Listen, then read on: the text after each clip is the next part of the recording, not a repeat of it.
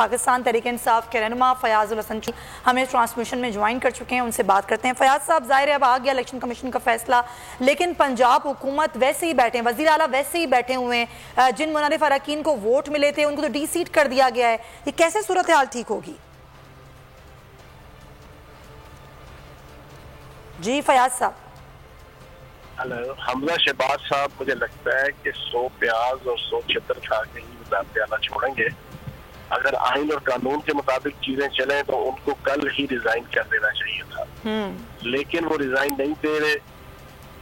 اور غیر آئینی غیر قانونی الیکشن ہے، غیر آئینی غیر قانونی وزیر اعلیٰ ہے۔ پھر اس کے بعد جب آپ کے الیکشن کمیشن کا فیصلہ آ گیا تو ان کو عزت اور احترام سے ریزائن کر دینا چاہیے تھا، لیکن میں یہ سمجھتا ہوں کہ یہ اس طرح نہیں جائیں گے کیونکہ جانا چاہتے ہیں، اور باقی اب عدالتوں کو چاہیے کہ فوری طور پہ اس کا نوٹس لیں،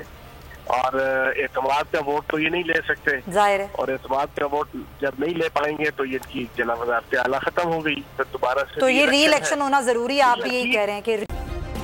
سبسکرائب کریں اور بیل دبائیں تاکہ کوئی خبر رہ نہ جائے۔